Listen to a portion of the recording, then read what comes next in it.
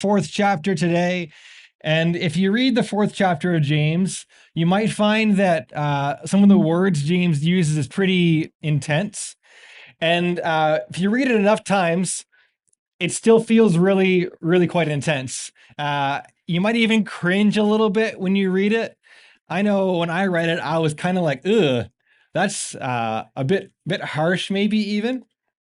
And I think there's some verses in here that I think have been weaponized in the past. And for me, as I was working through it, I had some like baggage attached to some of these verses that I felt like I carried in an unhelpful way. But my hope today is that as I've been sitting with this and it's sat with me better and better, that it'll sit with you well too and help you really see what James wants to say to us today. So this chapter opens with James talking to this community of churches. And in some of these churches, there was division and conflict among them. And James says to these churches, he says, you know where this conflict comes from, right? This conflict comes from with inside you. It comes from your own self-indulgence, your own selfishness that's playing out between you. And in chapter 4, verse 4, we pick up here and he says, adulterers, which is just like, wow. Some translations say you unfaithful ones. I guess that's a little bit nicer, but not a whole lot.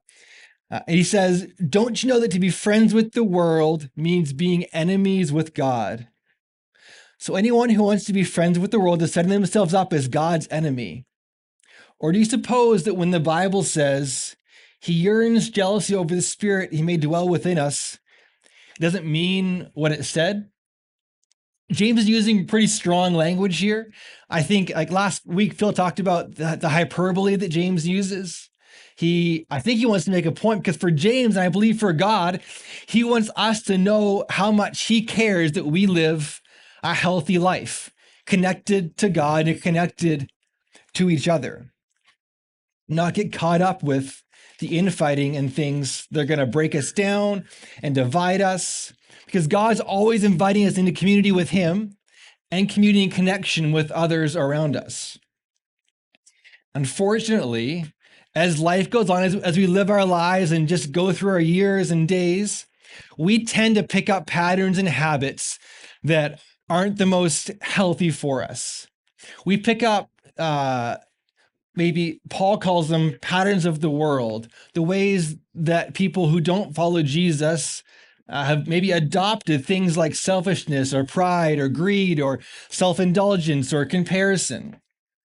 And he says we slip into this mindset and they become familiar with us. They become friendly to us. When I was growing up, I had this this thought that when I read this chapter that I had to kind of isolate myself from the world. Like, don't drink, don't smoke, don't chew, don't go with those that do. Maybe you've heard that expression from back in the day. And I had this thought that I had to watch how much time I spent with my school friends, make sure it was less than my time with my church friends, because if I spent too much time with my school friends, they're going to poison me and take me away from Jesus. Now, I know for sure that who you spend time with does influence you. That's pretty much unavoidable in life. But I don't think that's the point that James is specifically trying to make here in this passage. I think he's talking to these Christians, these churches who've been programmed, who've been influenced, who've adopted these habits and values that James calls worldly, that don't look like the way that we've been invited or called into. And this way of living will lead to our own destruction. When you read this chapter, it can feel like very us versus them. It's like this enemies and friend idea. And I think it can feel a bit divisive. But as I sat with this more and more, and I thought about what James was saying, I began to ask myself a different question. I said to myself, are there things that I'm becoming friendly with? So maybe you, like me, have a friend who you're a little bit too friendly with that maybe they aren't the best influence on you. Maybe you spend too much time with them. And maybe you, like me, maybe that friend's name is Moose Tracks Ice Cream. I have tried every brand in Jackson that I found to find that I love Stroll's brand Moose Tracks Ice Cream. And every night after dinner, almost, we spend too much time together, just me and a bowl. And the more time that I spend with this bowl of ice cream, the more I make my own health my enemy. When I am on my Amazon app too much or on Facebook Marketplace too much, I am making my budget and my bank account my enemy. When I spend too much time with my anger, like I was building a fence this week and smashing my hand with a hammer, I make my own peace my enemy. When I spend too much time with my own self-indulgence, putting my own needs first, I make my generosity my own enemy.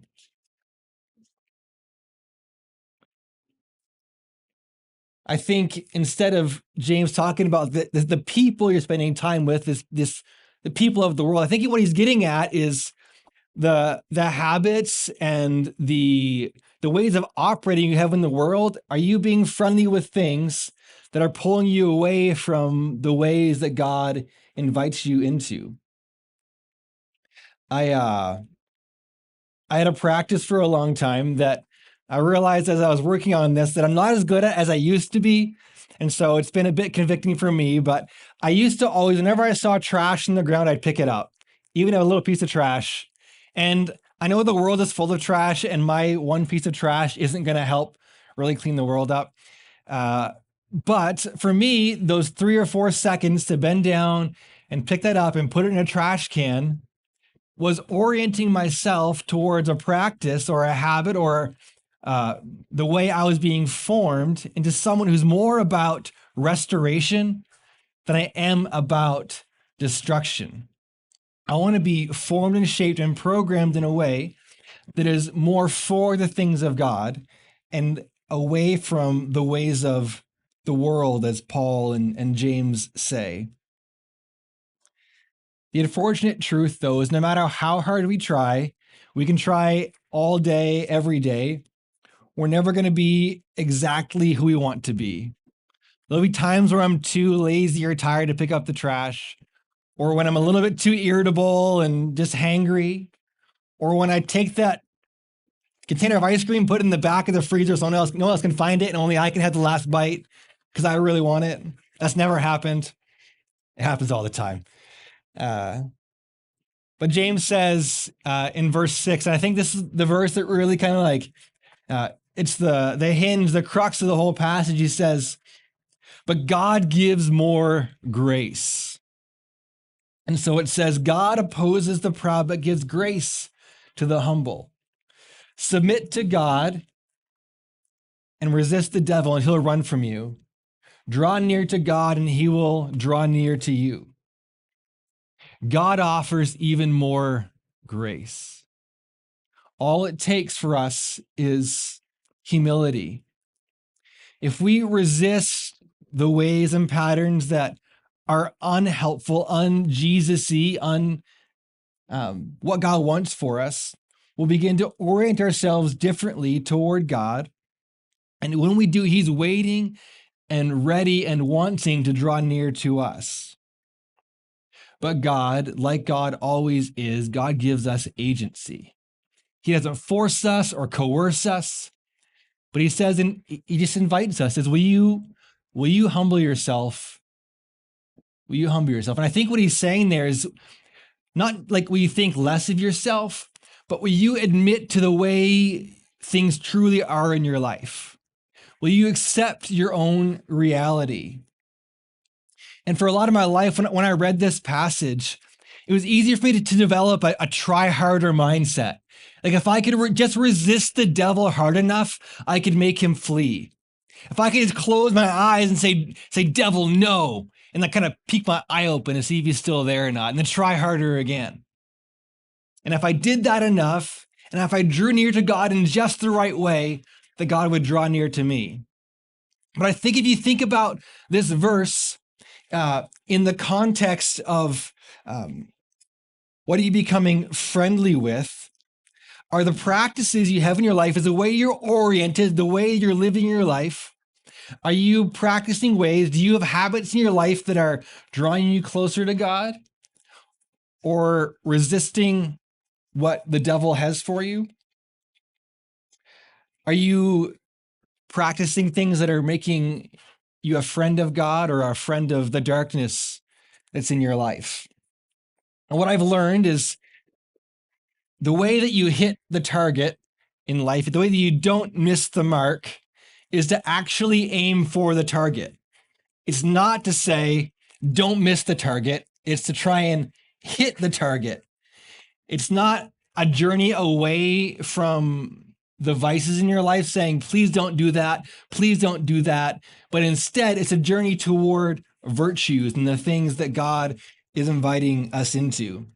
And when we pursue the godly things, pursue selflessness, pursue putting others' needs before our own, that in itself is an act of resistance against the darkness that wants to come after us. And as we pursue these practices and patterns and these programs, they help form us and shape us into people that look like we fit into God's circle of friends. Can we hit the mark every time? No. Unfortunately, we don't. We won't do it perfectly, but God has more grace, James says. And he always invites us continually to pursue a path of friendship with him. And James goes on and he says, make your hands clean, you sinners. He's really intense, James. He says, make your hearts pure, you double-minded lot. Make yourselves wretched, mourn, and weep. Let your laughter turn to mourning and your joy to sorrow. Humble yourselves before the Lord and he will exalt you. I know that comes off really harsh. It feels like, wow, James. But I think what he's doing, he's elaborating on what it means to embrace humility. When you truly embrace the reality of life, there is an emotional response to accepting the way life is. And I think what he's asking is, will you acknowledge your true reality of life? Will you accept accountability for the way things are? Will you be honest about the fact that you often put your own needs above the needs of others? And when you accept this fact, there is an emotional feeling response that follows that. I think I have a great example for this. It's what I would call the sheepish wave. And I'm sure you know what it is. You've probably actually done it, just don't know what it's called yet. But imagine for a second, you're driving through a parking lot or down the street, and someone isn't looking and they almost hit you and they slam their brakes on, and you look at them and they look at you, and in your mind, you're like, this person is an idiot. Do they not see me here? Do they know how to drive? Maybe you're holding back some curse words if the kids are in the back seat. But then they look at you and you look at them and you make eye contact, and they give you this hand up, head down, shoulders up. This move, it's like it's the acknowledgement of, oops, that was me. Or if you're walking across the sidewalk and someone slams their brakes on and they almost hit you, and you look at them, you're like, what are you doing? And they give you the hand up, shoulders up, head down, sheepish wave. It's like, oh, okay, my bad. Or you're at the four-way stop and then you start to go and someone tries to take your spot and go when it's your turn to go, and they slam their brakes on and you're like, it's my turn. And they give you the sheepish wave. They're like, nothing changed in the scenario. Like nothing is new about what happened. But because they're willing to accept a little accountability, accept that this is what actually happened, it was my fault, all of a sudden, you at least externally have a little bit more grace for that person. And they can acknowledge the way things are, that they were at fault. You're able to show them some more grace, when they give you that sheepish wave, they might still feel like an idiot to you, or they still might feel like they aren't the best driver, but that acknowledgement really changes the scenario. I think the reason this wave works is because we know that on the whole, like mostly in our life, if we'll take some accountability, most people will offer grace to us. Now, if you have grown up with or been part of a family or a community that doesn't have any grace, your tendency is to live in fear. You're unable to own up to or be truthful about the way things actually are. And I think that's why James in this passage brings up grace first before he talks about accepting our truth. He says, but God offers more grace. More grace in the ways we miss the mark. Grace enough that we don't need to live in fear, that we can actually be accountable and live up to the truth of our lives. We can actually put others' needs above our own, maybe. So my encouragement for you today, firstly, is this. Start by accepting that God has grace for you. That might be a hard thing for you. Maybe you've never even considered that. But God does have grace for you. It's already been made available. It's already open to you. You just need to accept it. Maybe for you, each morning you want to pray, God, would you help me to believe or receive that you have grace for me? Would you show that to me and help me to realize that it's there?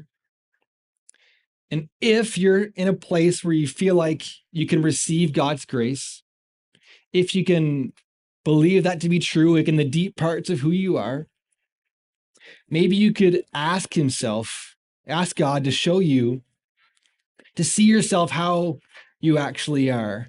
Are there patterns or habits, or have I been programmed in ways that am I becoming too friendly with things that don't align with the life that God hopes for me and wants for me and is inviting me into?